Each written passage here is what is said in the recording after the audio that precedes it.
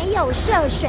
在我们的消防员进入救灾的空间的时候，没多久就发生爆炸，进入不到10公尺就发生爆炸，灭火器还没有用，涉水也还没有涉水，而且我们当时就已经掌握里面是有相关的一些物质，所以是要用干性的一个来灭火。第一时间让消防人第一时间进去。消防人员我们的责任就是救灾。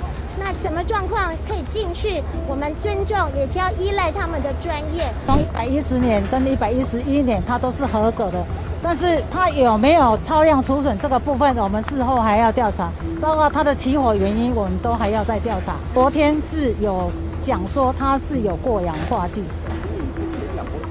我们进入的时候，它就有一个小爆炸，那我们就现场指挥官就有喊要撤退。但是还没撤退，就有第2个大爆炸。受伤的都是第一批进去的人，不算，它是算爆炸。第2分队，它是分了几个小队进去？因为他上班就7个人，所以他就小队长带班，然后就全部都进去了。然后第2梯次是屏东分队，那所以屏东分队他是在比较外围的，屏东分队的人是受伤。消防队员没有涉水，那是工厂。这个目前还不清楚，但是我们确认我们消防人员没有涉水。